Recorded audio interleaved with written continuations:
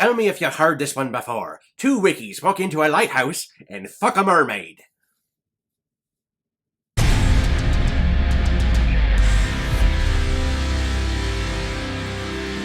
The Lighthouse, released in 2019 and is directed by Robert Eggers, who is behind the amazing horror film The Witch, which if you know anything about me and my reviews on this channel, you know that The Witch is probably my favorite horror film, at least contemporary horror film, just because witches in woods, it's scary as hell to me. And this film is really only starring Willem Dafoe and Robert Pattinson. This is a two-man show, and my god, this is an acting tour de force. The film takes place in the late 19th century, and two sailors arrive on an island to serve as their contracted job of wickies for 4 weeks. However, when a massive hurricane hits the island and relief doesn't come, the two men need to learn how to survive with very little rations. But something strange and supernatural is happening every single night in the lighthouse, and we see glimpses of mermaids and sea monsters about. Or do we?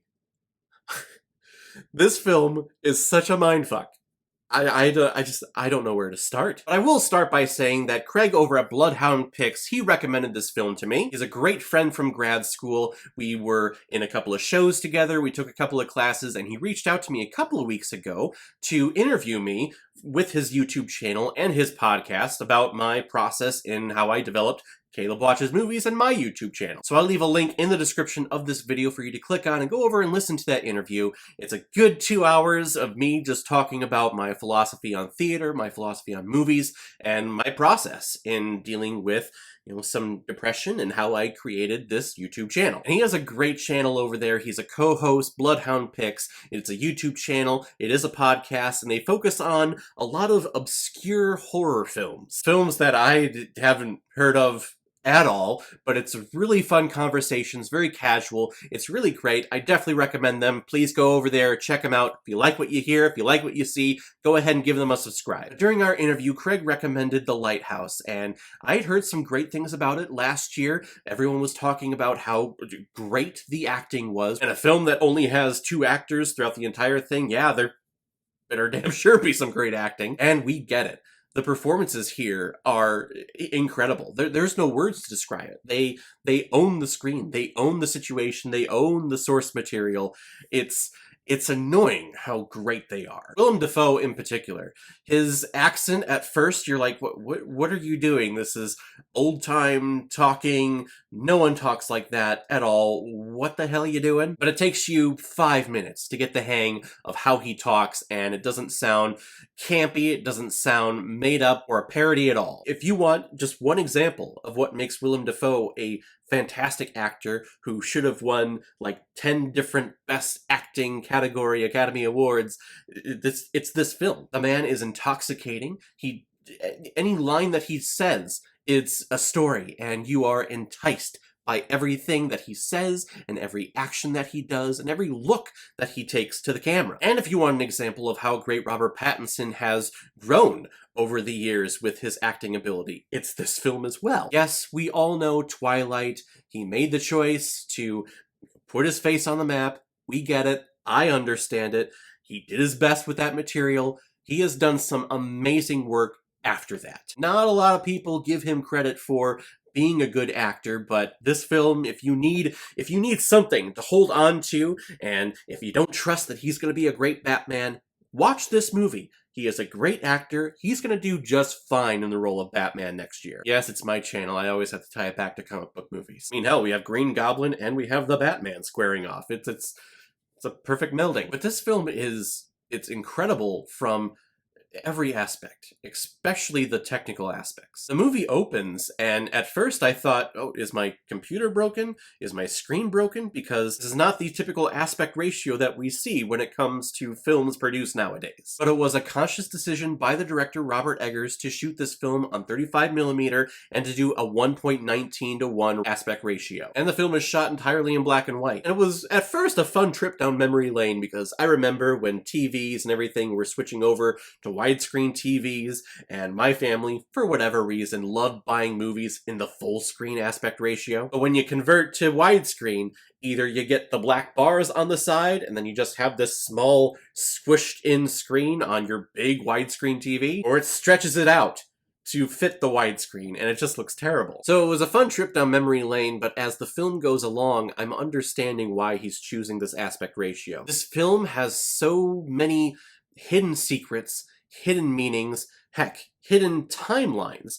There are points here where you don't realize what all is happening, and he's communicating that through the aspect ratio. The narrower your vision is on this story and on these characters, it fits the story and the situation perfectly. Because there are times in this story where apparently weeks have gone by and we don't realize it. And roles are switched based on the sanity of our characters. The narrow aspect ratio, it keeps you guessing throughout the entire film because there is so much of this story and of these characters that are unseen that it just plays perfect with the aesthetic. And the use of sound, it's its own character. A foghorn that is constantly going off in the background, the weird atmospheric sounds and the shrieking noises and the crescendo of the music to hitting a point. It's a wonderful character in its own right, and it only amplifies what is happening on screen. Robert Eggers is a very interesting director. He hasn't directed a lot. The best way I can describe his directing technique is he's like an apothecary. He knows how to entice you and to suck you in and to slowly poison you over the course of the film. It's like he hands you a drink, and at first it's a little strange, and then the more sips you take, the more makes you at ease, and it starts tasting very good. But then once you get to the bottom of the glass, you realize that your world is spinning, and you feel your heart pounding out of your chest to eventually you die. That is Robert Eggers as a director for me. The Witch and The Lighthouse have very similar pacing. It is very, very slow at the start, where we just get little bits and pieces of who our characters are. And we start peeling back all of these secrets and all of these things about the environment until eventually we get to the climax of the movie, when all hell breaks loose. And there's some weird supernaturalistic fucking shit that happens at the end. You go, what the hell? And then it just ends. If you are not a fan of abrupt endings and